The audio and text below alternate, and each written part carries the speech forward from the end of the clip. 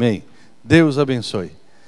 Já peço para os irmãos abrirem suas Bíblias em Gênesis capítulo 12. Enquanto vocês vão abrindo em Gênesis 12, eu vou orando. Amado Deus, também agradeço, Senhor, o privilégio de poder compartilhar com estes irmãos que aqui estão e aqueles que nos assistem, Senhor, ao vivo, a Tua palavra, a Tua santa palavra. Como o Teu servo orou aqui essa noite, que nós sintamos a Tua presença, Senhor, tão forte, que possa nos direcionar mesmo, em todo o tempo, em todo lugar. Em nome de Jesus. Amém e amém. Bom, irmãos, eu vou ler aqui de Gênesis 12, 10, até o final do capítulo 13. É um texto até que um pouco grandinho. Diz assim a palavra do Senhor. Havia fome naquela terra. Desceu, pois, Abrão ao Egito, para aí ficar, porquanto era grande a fome na terra. Quando se aproximava do Egito, quase ao entrar, disse a Saraí, sua mulher: Ora, bem sei que és mulher de formosa aparência. Os egípcios, quando te virem, vão dizer: é a mulher dele, e me matarão, deixando-te com vida. Dize, pois, que és minha irmã, para que me considerem por amor de ti, e por tua causa me conservem a vida. Tendo Abrão entrado no Egito, viram os egípcios que a mulher era sobremaneira formosa. Viram-na e os príncipes de Faraó e gabaram-na junto dele. E a mulher foi levada para a casa de Faraó. Este, por causa dela, tratou bem a Abrão, o qual veio a ter ovelhas, bois, jumentos, escravos e escravas, jumentas e camelos. Porém, o Senhor puniu Faraó e a sua casa com grandes pragas por causa de Saraí, mulher de Abrão. Chamou, pois, Faraó a Abrão e lhe disse: que é isso que me fizeste? Por que não me disseste que ela é tua mulher? E me disseste ser tua irmã? Por isso a tomei para ser minha mulher. Agora, pois, eis aí tua mulher, toma-a e vai-te. E Faraó deu ordens aos seus homens a respeito dele, e acompanharam-no, a ele, a sua mulher e a tudo que possuía. Saiu, pois, Abrão do Egito para o Neguebe, ele e sua mulher e tudo que tinha, e Ló com ele. Era Abrão muito rico, possuía gado, prata e ouro. Fez as suas jornadas do Neguebe até Betel, até o lugar onde primeiro estivera a sua tenda, entre Betel e Ai, até ao lugar do altar que outrora tinha feito, e aí Abrão invocou o nome do Senhor. Ló, que ia com Abrão, também tinha rebanhos, gado e tendas, e a terra não podia sustentá-los, para que habitassem juntos, porque eram muitos os seus bens, de sorte que não podiam habitar um na companhia do outro. Houve contenda entre os pastores do gado de Abrão e os pastores do gado de Ló. Nesse tempo, os cananeus e os ferezeus habitavam esta terra. Disse Abrão a Ló: não haja contenda entre mim e ti, e entre os meus pastores e os teus pastores, porque somos parentes chegados. Acaso não está diante de ti toda esta terra? Peço-te que te apartes de mim. Se fores para a esquerda, irei para a direita. Se fores para a direita, irei para a esquerda. Levantou Ló os olhos e viu toda a campina do Jordão, que era toda bem regada, antes de haver o Senhor destruído Sodoma e Gomorra, como o jardim do Senhor, como a terra do Egito, como quem vai para Zoar. Então Ló escolheu para si toda a campina do Jordão e partiu para o oriente. Separaram-se um do outro. Habitou Abrão na terra de Canaã, e Ló nas cidades da campina, e ia armando as suas tendas até Sodoma. Ora, os homens de Sodoma eram maus e grandes pecadores contra o Senhor. Disse o Senhor a Abrão, depois que Ló se separou dele: ergue os olhos e olha desde onde estás para o norte, para o sul, para o oriente e para o ocidente, porque toda essa terra que vês, eu te darei a ti e à tua descendência para sempre. farei a tua descendência como o pó da terra, de maneira que se alguém puder contar o pó da terra, então se contará também a tua descendência. Levanta-te, percorre essa terra no seu comprimento e na sua largura, porque eu te darei. E Abrão, mudando as suas tendas, foi habitar nos carvalhais de Manre, que estão junto a Hebrom, e levantou ali um altar ao Senhor. Amém e amém. Bom, muito bem, irmãos. Os irmãos lembram que nós vamos aqui estudar a vida de Abrão através das fases da vida dele, as quais elas começam com uma revelação do Senhor. E essa fase a qual nós estamos aqui estudando começou com a convocação do Senhor para que Abrão saísse da sua terra e da sua parentela e estivesse mudando até Canaã. E a revelação que veio após isso de Deus para Abrão é que Deus estaria dando aquela terra para Abraão e para toda a sua descendência. Iria fazer dele uma grande nação, uma grande descendência, como as estrelas dos céus e como o pó da terra. E Deus aqui inclusive diz, né, que se a alguém fosse possível contar as estrelas ou o pó da terra, saberia da descendência de Abrão. Nós estamos estudando então a fase da vida de Abraão, ainda chamando Abrão, de acordo com esta revelação. Lembrem-se que Abrão foi fiel à revelação de Deus, ou viveu segundo a revelação de Deus, melhor dizendo, buscou isso. E na semana passada nós falamos a respeito dessa fidelidade que nós devemos ter às revelações de Deus, à palavra de Deus, aquilo o que Deus nos faz. E aqui hoje, nós vemos aqui nessa passagem, que começa falando que havia fome ali naquela terra, no Neguebe, que é exatamente aonde Deus mandou que Abrão fosse. E ali naquele lugar havia fome. Então, o que Abrão fez? Ele muda-se para o Egito. Nós vemos aqui então que Abraão, quando se depara com aquela fome, na terra em que Deus mandou que ele fosse, ele se muda para o Egito. E lá no Egito, ele vai usar de uma estratégia, quando ele entra no Egito, que é um tanto quanto estranha, não é? Saraí era uma mulher muito bonita. Diz aqui a palavra do Senhor que ela era sobremaneira formosa, era uma mulher muito linda, tinha uma aparência muito bonita e chamava a atenção dos homens. E aí então Abrão diz para ela: olha, você é muito bonita, e ao entrar na terra vão me matar para ficar contigo, então não diga que você é minha mulher, diga que você é minha irmã. Na verdade, nós estudamos na semana passada que Saraí era sobrinha dele. Ela era filha do irmão de Abrão, era sobrinha.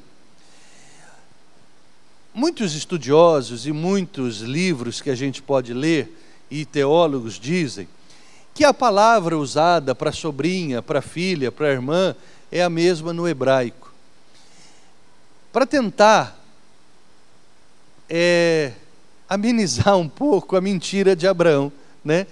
Para tentar aliviar um pouco para Abraão. Mas, queridos, é uma mentira. É uma mentira. Abraão, ele, ao entrar no Egito, ele usa agora esse artifício da mentira ali no Egito. Nós vemos que ele enriquece também ali no Egito, e o seu sobrinho Ló estava com ele nessas caminhadas. Depois que Faraó descobre essa mentira, devolve Saraí a Abrão e na verdade o manda embora daquela terra, dá ordens para que ele vá embora, e o versículo 20 ainda diz que manda os seus homens acompanharem Abraão, sua mulher, seu sobrinho e tudo que possuía, para ver se eles realmente iam embora daquela terra. O Faraó faz questão de despedi-los daquela terra. E Abraão volta então para a Palestina, exatamente para o local onde Deus havia mandado que ele tivesse ido. Quando eles se instalam ali, ele e Ló eram muito ricos.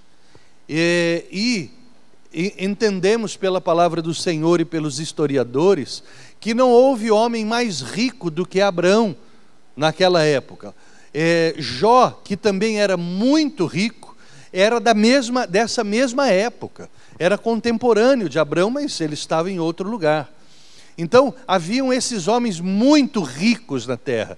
Abrão era um deles, e Ló também. Eles tinham muito gado, muitos escravos, escravas, muitos animais. E era tanto animal que eles tinham e tanta gente a serviço deles, que a terra não suportava tantos animais e tanta gente.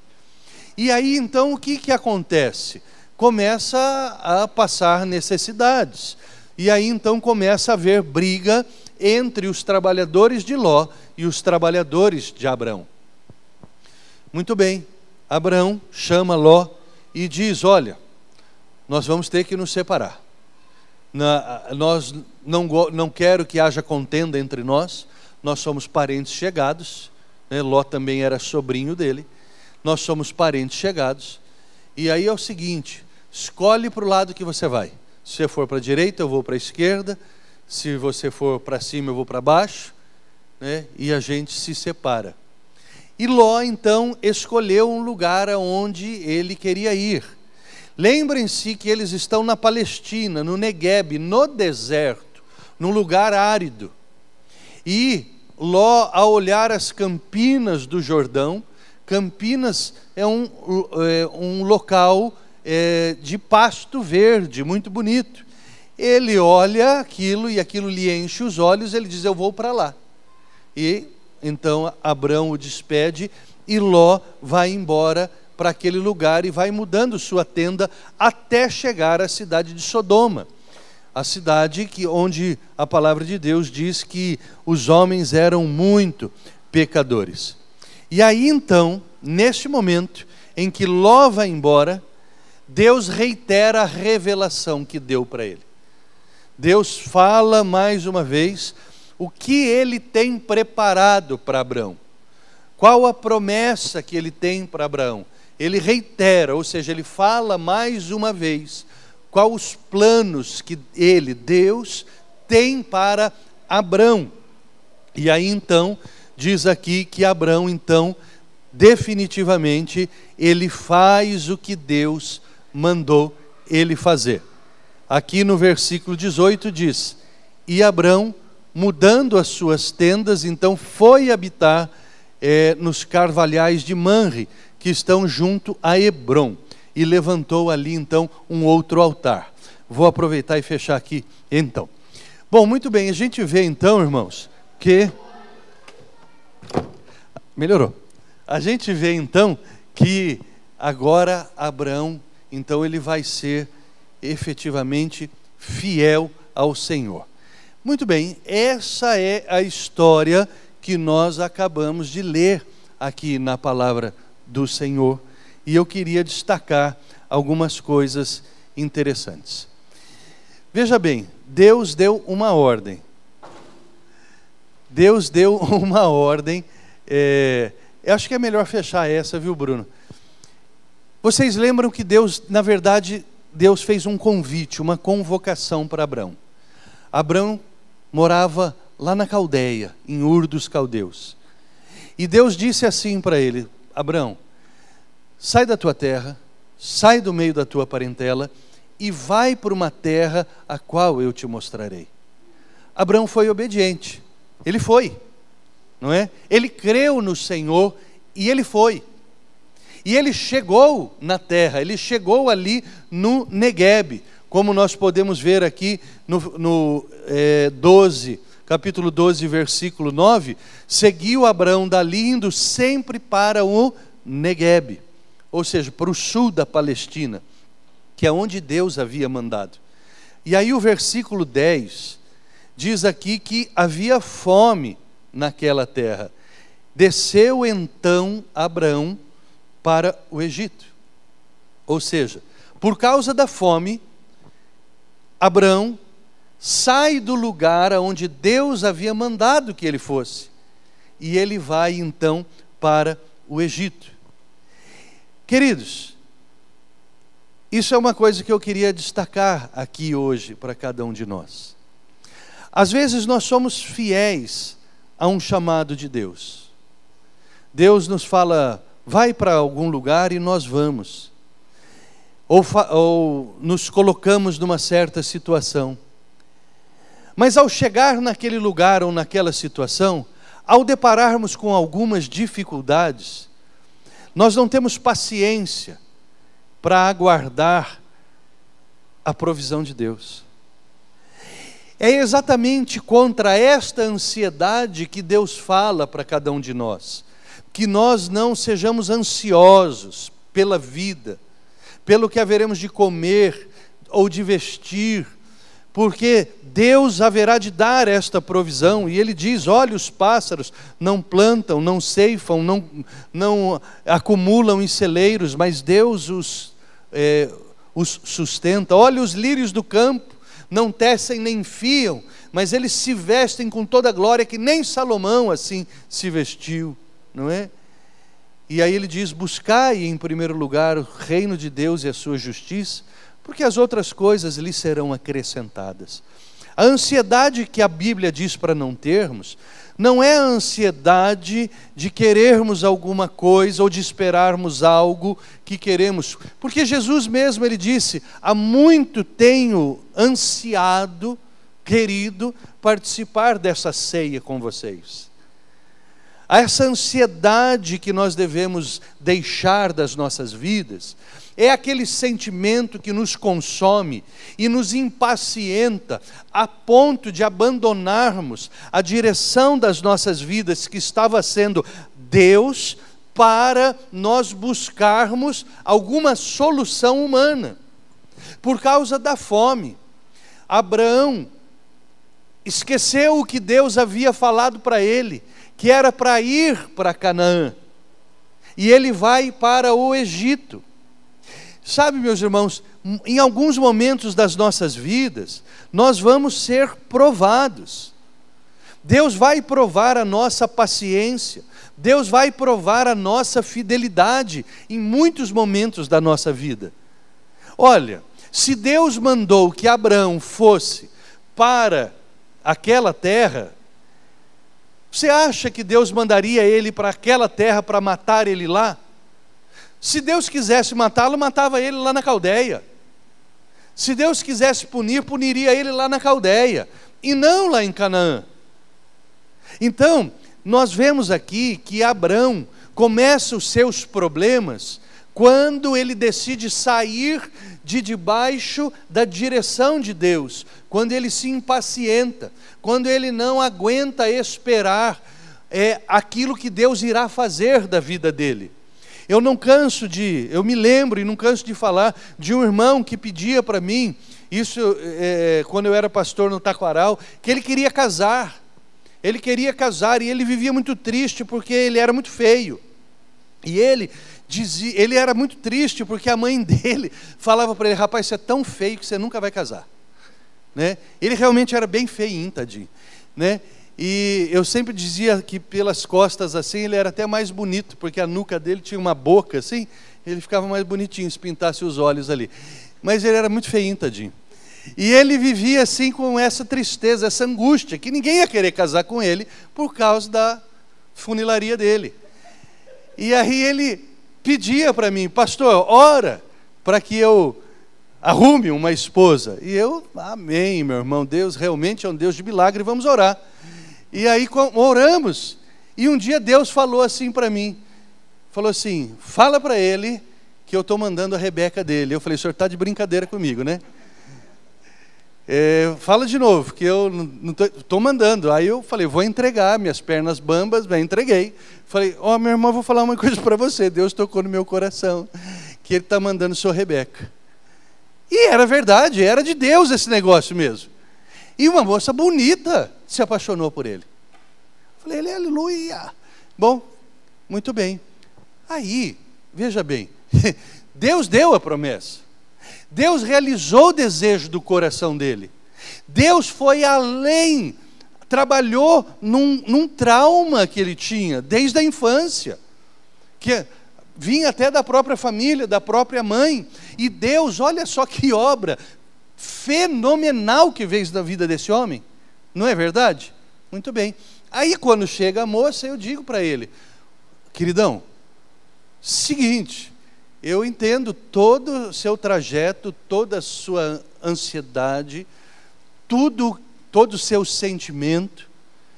Você aí está namorando, vai noivar, mas calma, filhão, não vai se deitar com a moça, né? Espera o casamento, porque a palavra de Deus é clara que diz que o relacionamento sexual é para depois do casamento. Você já está com sua bênção na mão, mas ele decidiu se deitar com ela.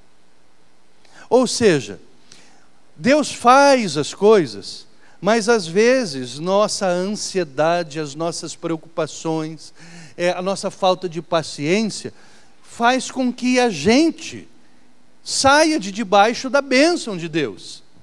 Não é verdade? Nós precisamos aprender que na fé haverão tempos na nossa vida de provação. De tempos em tempos Deus prova a nossa fé. Não com o intuito de nos derrubar, não. Mas com o intuito de nós entendermos o grau de saúde da nossa fé. Nós precisamos aqui entender, Mateus 24:13 diz assim: aquele que perseverar até o fim será salvo. Olha, esse trecho da palavra diz que muitos, por falta de perseverança, por impaciência, por ansiedade, vão perder a salvação. Aquele que perseverar na fé até ao fim será salvo. Ou seja, nós precisamos perseverar, nós precisamos confiar em Deus, nós precisamos, nos momentos de prova da nossa fé, nós precisamos sair dali aprovados. Irmãos, não caia na mentira que alguns líderes dizem por aí, que como cristãos nós não temos aflições. A palavra de Deus diz que no mundo, Jesus disse isso, no mundo tereis aflições, mas tende bom ânimo, eu venci o mundo, não é? A palavra tende bom ânimo não significa a respeito de uma emoção. A palavra ânima significa alma, mas tende bom ânimo, animado, é com a alma cheia de Deus, ou seja, não esmoreça na sua fé. Aquele que perseverar até o final será salvo. Apocalipse 14:12 diz assim: aqui está a perseverança dos santos, que obedecem aos mandamentos de Deus e permanecem fiéis a Jesus Cristo. Queridos, se nós formos fiéis a Jesus e a sua palavra, Ele nos ajudará em todas as situações. Nós não podemos, queridos, sucumbir às situações aflitivas da vida. Nós passaremos por muitas delas nas nossas vidas. Passaremos, como disse aqui no domingo o pastor Isaías pregando, pelas tempestades. Elas vão vir, as tempestades virão nas nossas vidas. Mas Jesus está conosco no barco. Ele acalma a tempestade, né? Então que nós precisamos saber lidar com as nossas impaciências. Nós precisamos saber lidar com as nossas angústias, né? Porque se nós deixarmos a fé e formos viver pelas decisões que tomamos, pelas impaciências, vamos quebrar a cara. A palavra de Deus diz que nós vivemos pela fé. O justo viverá pela sua fé. E na fé não cabe impaciência, né? A fé é paciente. A fé nada mais é do que o relacionamento que nós temos com Deus. E a palavra de Deus diz que o fruto do Espírito, ou o resultado desse relacionamento, é o amor, é a benignidade. Benignidade é paciência, né? Nós precisamos ser pacientes. Amém, queridos? Então, quando você for provado, entenda isso. Mantenha-se firme. Firme na fé, firme, seja perseverante em nome do Senhor Jesus. Muito bem, Abrão, o que ele fez? Foi impaciente, foi para o Egito. Diz aqui que ele nem havia entrado no Egito, quando ele se aproximou do Egito. Veja bem agora o que acontece quando Abrão sai da presença de Deus, sua mente agora começa a divagar. Por que que ele não tinha medo da beleza de Saraí lá em Canaã? Por que que ele não tinha esta aflição? A mulher era bonita. Ela era bonita desde que ela saiu da Caldeia. Ou acha que o deserto a deixou bonita? A deixou linda? Não, ela já era linda. Mas, quando ele chega no deserto, ele não tem medo. Mas aqui diz que no deserto tinha ferezeus, tinha os jebuseus ali. Tinha todo aquele povo, mas ele não tinha medo. Por quê? Porque ele estava debaixo de uma promessa de Deus. Ele estava debaixo de um chamamento de Deus. Quando ele toma uma decisão por si e vai para o Egito, olha só a mente dele agora o que aparece? Medo. Medo. Lembram lá atrás, quando nós estudamos Adão e Eva, quando pecaram, qual foi o primeiro sentimento que eles tiveram? Medo. Aonde tu estás, Adão? Eu me escondi do Senhor. Por quê? Porque eu ouvi os teus passos e tive medo. Quando nós saímos da presença de Deus, nós começamos a viver com medo das coisas. Antes de entrar no Egito, se aproximavam do Egito, Abrão chama Saraí e diz: Sara, diz que você é minha irmã, porque senão eles vão me matar. O que ele tinha medo? Da morte. Ele tinha medo da morte. Coisa completamente contrária de Jó. De Jó, naquela situação de aflição que ele passava, ele disse o quê? Eu sei que o meu Redentor vive, e um dia ele há de se levantar sobre a terra. Não havia medo em Jó, mesmo passando pela calamidade. E o que havia em Abrão? Abrão estava com medo. Por quê? Porque ele tinha saído de debaixo da direção de Deus. E aí então, ele tem que começar a trabalhar agora com as armas do quê? Do mundo. E ele mente. E ele usa agora a mentira. Então, quando nós saímos de debaixo da mão de Deus, da direção de Deus, nós vamos ter que usar armas do mundo para sobreviver. Mas se nós estivermos firmes em Deus, com uma fé firme no Senhor, com uma confiança total em Deus, não há nada do que temer. O que diz a palavra do Senhor em 2 Coríntios 10, 4? As armas com as quais lutamos, elas não são humanas, pelo contrário, são poderosas em Deus para destruir fortalezas. Quando nós estamos debaixo de Deus, as nossas armas, elas não são humanas, elas são poderosas para destruir fortalezas. Vocês lembram quando as muralhas de Jericó ruíram? Eles tinham alguma arma? Não, eles foram com fé. Eles foram pela fé, e as muralhas de Jericó ruíram, as muralhas de Jericó caíram. Falando dos Estados Unidos, saiu recentemente uma pesquisa do porquê votaram no Trump. Porque os americanos querem continuar tendo armas nas suas casas. Nós estamos falando da nação que foi a maior nação protestante do mundo. Eles querem ter armas em casa, porque tem medo. É uma nação que está debaixo de pecado. Está debaixo do pecado, né?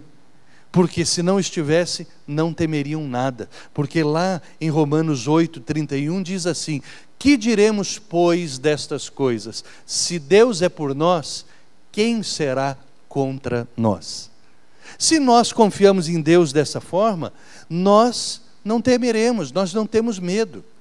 E nós não precisaremos usar as armas do mundo, porque o cristão não usa as armas do mundo, porque as nossas armas que lutamos não são humanas, nem demoníacas, elas são divinas, poderosas em Deus.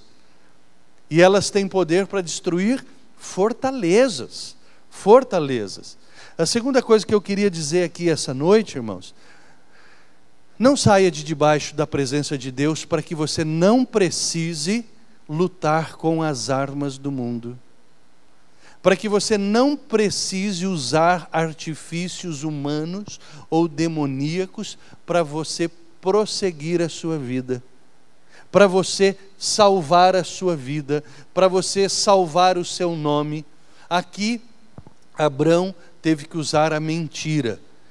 Por quê? Deixou de ter a segurança de Deus. Está vendo como uma circunstância da vida, ela pode nos tirar da presença de Deus? E o diabo sabe isso. Ele sabe disso. E aí então o que ele tenta fazer com você? Jogar circunstâncias aflitivas na sua vida para que você olhe para outros caminhos e saia de debaixo da presença de Deus. E aí o que vai acontecer? Você vai viver com medo e vai ter que usar armas que não são as armas de Deus. Não é? Olha só que situação. E nós estamos falando do pai da fé. Do pai da fé. Que depois, amados irmãos, ele entende todas essas coisas. Abraão foi provado, nós vamos ver mais lá para frente, quando ele é provado para sacrificar Isaque. E Deus está sempre provando ele, e sempre vai provar a mim e a você também, com situações de aflição, com situações da vida. Deus usa o curso da vida, natural da vida, para provar a nossa fé. Mas querido, continue ao lado de Deus. Persevere até o final, porque Deus é fiel. Ele não vai nos abandonar. Ele não nos abandona. Se Deus é por nós, quem será contra nós? Muito bem. E aí então o que aconteceu? Abrão entende. Ele entende o erro dele. E o que é que ele faz? Ele se converte. Ele volta para trás pelo caminho que ele veio, para onde ele deveria estar e de onde ele nunca deveria ter saído. Ele diz aqui então no capítulo 3, saiu então Abrão do Egito e foi para o Neguebe, ele, sua mulher e Ló. Ou seja, há momentos da nossa vida, irmãos, que nós vamos precisar nos converter de novo. Há momentos que nós vamos precisar nos converter novamente. Converter é a mesma palavra do que arrepender. Há momentos da nossa vida que nós precisamos nos arrepender dos nossos erros, das nossas independências de Deus, dos nossos comodismos, das nossas da falta de paciência, das nossas ansiedades, quando nós colocamos tudo isso à frente da fé. Esse é o momento de se arrepender de novo, de se converter de novo e de voltar ao ponto aonde nós abandonamos Deus. Abrão volta pela mesma estrada e ele volta para onde ele nunca deveria ter saído. E ele vai lá para o lugar aonde ele havia construído o altar, aonde ele tinha tido o encontro dele com Deus. Quando nós erramos, nós precisamos nos arrepender e voltar ao local de encontro com o Senhor Jesus, aos pés de Jesus. Voltar lá, acertar a nossa vida. Porque Deus, Ele não é um Deus de acusação, Deus é um Deus de perdão. Deus perdoa. Ele perdoa o seu filho quando ele chega arrependido aos seus pés. Abraão voltou aos pés do Senhor. E ele chega lá e ele se acerta com Deus. E ali acontece um negócio interessante. Outra situação de aflição. Abrão é provado de novo. A terra não suporta eles. O que acontece? A fome de novo. E agora, o que ele faz? Ele foge de novo. Olha só aqui a prova de que esse homem mudou. De que esse homem se arrepende de verdade, porque ele agora não age mais como ele agiu no passado. E a grande evidência de uma pessoa arrependida é que ela abandona as suas atitudes erradas, as suas atitudes pecaminosas, e nunca mais faz aquilo. Era tantos bens de Abrão, tantos bens de Ló, que a terra não suportava eles, e havia fome. E quando os homens têm fome, começam a atacar uns aos outros. Você fica mal-humorado quando está com fome? Eu, às vezes, fico meio mal-humorado. E aí, então, o que é que eu faço? Desconto o meu mau humor no hambúrguer, no McDonald's. Ele passa de novo pela mesma situação. Deus vai nos levar de novo para aquela aflição que nós sucumbimos. Deus vai provar você de novo na mesma situação. Naquelas situações que nós fomos reprovados, nós vamos fazer segunda época. Nós vamos fazer... como fala, a segunda época era minha como chama? Recuperação, ou DP, na faculdade é DP.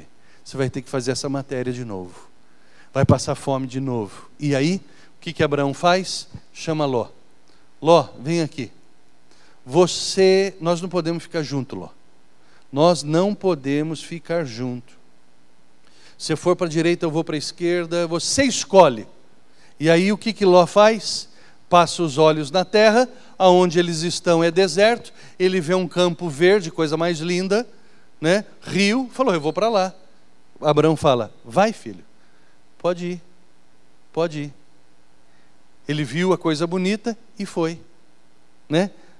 Ló, ele agiu pelo que ele viu. Outro ensinamento para a gente, irmãos. Nós não podemos tomar decisões pelo que nós vemos. Porque Hebreus 11:1 diz, ora, a fé é a certeza daquilo que esperamos, a prova das coisas que não vemos. Muito cristão toma decisões na vida pelo que vê e não pela fé. A fé é invisível. A fé é a certeza de coisas que não vemos. Jesus, em João 20:29, diz assim, porque você me viu, você creu? Felizes são aqueles que não viram, mas creram. Mas creram. Olha, e Jó fez uma burrada. Ló. Se eu falei Jó aqui, só Jó quando eu falei lá de contemporâneo e rico, que é Jó. Ló é o sobrinho aqui. Ló fez a maior besteira. Essa decisão dele custou caro. A decisão de Ló custou, sabe o quê? A morte da sua mulher e o incesto com as duas filhas. Porque as duas filhas embebedaram Ló e mantiveram relacionamento sexual com ele. E tiveram filhos dele, do pai, por causa da decisão dele. Por quê? Porque ele viu um campinho verde, riozinho, falou, é para lá que eu vou amarrar meu burro. E foi para lá, só que o burro era ele, né? E ele chega até Sodoma, aonde havia muito pecado, né? Os homens de Sodoma eram maus e grandes pecadores contra o Senhor. Outra coisa, irmãos, não decida a sua vida pelo que você vê, mas pelo que Deus fala com você. Aqui é uma sucessão de erros atrás de erros. Erros atrás de erros. Agora, voltando o foco para Abrão, olha só que coisa interessante, ele agora foi fiel ao Senhor, não é? Ele não foi fiel ao Senhor? Ló poderia ter escolhido ficar ali, onde Deus tinha mandado, mas Ló escolheu ir embora. E o propósito de Deus se cumpre na vida de Abraão, através de uma decisão de Ló. Olha só como a palavra de Deus se cumpre de novo.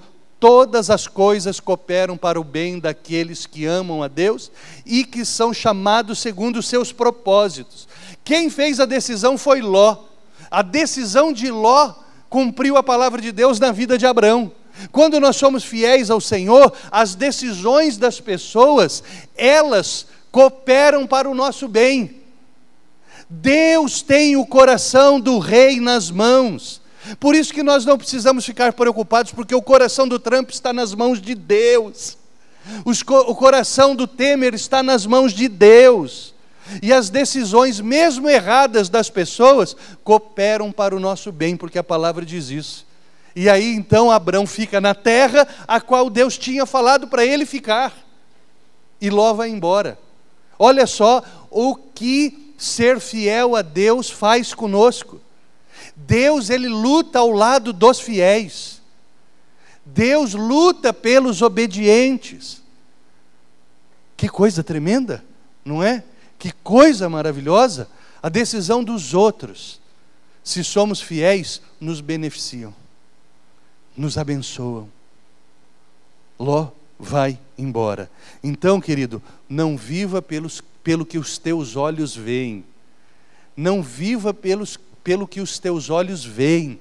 Viva pela fé, pelas promessas de Deus, pelo seu relacionamento com o Senhor. E olha, para terminar aqui esse trecho, olha só que coisa que começa o versículo 14.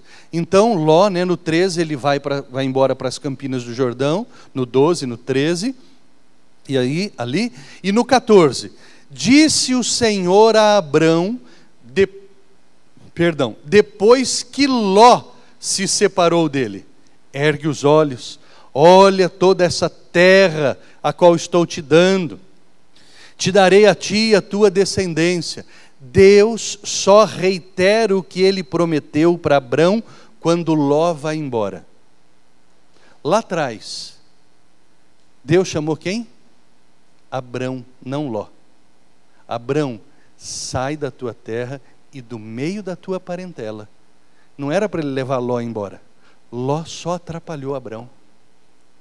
Ló só atrapalhou Abrão. O que eu entendo com isso, meus irmãos? Que nós estamos carregando coisas que não deveríamos carregar. Existem coisas nas nossas vidas que estão atrapalhando o agir de Deus nas nossas vidas. E nós temos que entender aonde estamos sendo desobedientes às ordens de Deus. E é você que tem que entender isso. Abrão entendeu. Abrão entendeu. Depois que Ló se vai, aí então Deus fala com ele: agora você vai percorrer toda a terra. Agora, sozinho. Na hora em que ele foi obediente. Querido, Deus só cumprirá as suas promessas na sua vida quando você for obediente. Quando você for fiel. Há promessas de Deus para a tua vida, para a minha. Mas elas só se cumprirão quando nós tivermos paciência, vivermos por fé e formos obedientes ao Senhor. Tem algumas coisas talvez na sua vida que você precisa remover. Remova tudo aquilo que está atrapalhando o seu relacionamento com Deus. Remova. Remova da tua vida aquilo que está tomando o lugar de Deus na tua vida. E nós sabemos bem o que são essas coisas. Nós sabemos bem aonde estão essas coisas. Amém, queridos? Queridos, eu tenho certeza que Deus falou com você essa noite. Tenho certeza. Eu tenho certeza, sabe por quê? Porque quando Deus me dava essa palavra, Ele falava comigo também. Ele falava comigo e eu agradecia a Deus pela direção que Ele estava dando. Em alguns momentos precisamos ser mais pacientes. Em alguns momentos nós precisamos ter fé, aguardar as promessas de Deus se cumprirem nas nossas vidas. Nós precisamos entender o que é que está tomando o lugar de Deus nas nossas vidas. O que está nos roubando de Deus? O que está nos roubando de Deus? Para que Ele possa cumprir todos os seus propósitos nas nossas vidas. Sabe, irmãos, o relacionamento com Deus, ele não é pautado por mágica, nem por misticismo, nem por superstição, nem por intelectualidade, nem por sabedoria, mas pela fé. Sem fé é impossível agradar a Deus, diz a palavra do Senhor. E aí então, essa noite, entendo que todos nós aqui precisamos pensar um pouco naquilo que tem nos atrapalhado no campo da fé. No campo da fé. Olha, Deus é dono de todos os recursos humanos e espirituais deste universo. Deus é o dono da nossa vida. Deus é o dono de tudo que existe. E Ele nos ama. E Ele tem promessas para nós. Por que vamos viver pelo que os nossos olhos veem? Decidir pelo que os nossos olhos veem? Por que vamos deixar as circunstâncias e as aflições da vida tomarem o lugar da nossa fé? Por que ainda vamos carregar uma bagagem nas nossas vidas que não deveríamos mais estar carregando nas nossas vidas? Para muitos é a pornografia, para muitos é a amargura, para muitos é a mentira, para muitos é uma amizade que não deveria existir. Não sei, mas você sabe. Cada um de nós sabe. E aí então, corramos para os braços do Senhor. Sejamos fiéis. E todas as vezes que formos provados, possamos sair aprovados de todas essas situações. Amém? Vamos nos colocar em pé então, irmãos. Eu quero orar com você agora essa noite. Você que foi tocado pela palavra de Deus, quer você esteja aqui, quer você tenha nos assistido aí pela internet nesse culto, eu quero orar por você. Quero orar por você essa noite aqui, queridos, porque eu entendo que a tua oração se cumpriu, viu, Carlos? O Espírito de Deus, Ele está neste lugar e Ele está falando. E a palavra de Deus diz: quem tem ouvidos para ouvir, ouça o que o Espírito diz à igreja. Amado e eterno Deus, o Senhor já tocou nas nossas vidas. O Senhor já falou, Senhor, com quem está aqui, com quem não está aqui. Porque Teu Espírito é poderoso. Tua palavra, ela é incontestável, Senhor. E aqui, Senhor, essa noite, Deus, todos nós fomos desnudados diante do Senhor, Pai. Às vezes somos impacientes, às vezes somos circunstanciais, às vezes, Senhor, carregamos o que não deveríamos, às vezes lutamos com armas que não são armas da milícia celestial. Por isso, Deus, Tu tocastes, e agora só nos cabe, Senhor, a atitude que Abrão teve: arrepender-nos, voltar-nos pelo caminho errado, até ao ponto em que nos desviamos, e ali, meu Deus, chegarmos ao Teu altar, como Abraão ali chegou, Senhor, para lhe pedir perdão, para lhe pedir, meu Deus, restabelecimento das nossas vidas, Pai. Senhor, todas as coisas cooperam para o nosso bem, porque nós amamos ao Senhor e fomos chamados segundo o Seu propósito. Então abençoa, meu Deus, aqui cada um que aqui está, Deus. Cada um, Senhor, que coloca a sua vida perante o Senhor, seu coração, sua alma, sua mente, seu espírito, seu corpo, para que o Senhor, meu Deus, seja tudo em todos. Em nome de Jesus, Deus, que esta palavra, Senhor, ela esteja na nossa mente e no nosso coração todos os dias das nossas vidas. Que o Senhor nos abençoe e nos guarde. Que o Senhor faça resplandecer o Seu rosto sobre as nossas vidas e tenha misericórdia de nós. Jesus, eleva os Teus olhos sobre cada um de nós. Dá-nos a paz. A paz, meu Deus, que só tem aqueles que são fiéis ao Senhor. Nós aqui renunciamos o medo. Nós aqui renunciamos a angústia. Nós queremos a Tua paz. No nome do Pai, do Filho e do Espírito Santo. Amém e amém. Deus te abençoe. Deus te abençoe. Dá um abraço no teu irmão, na tua irmã antes de ir embora. E que essa palavra possa te dirigir em nome de Jesus.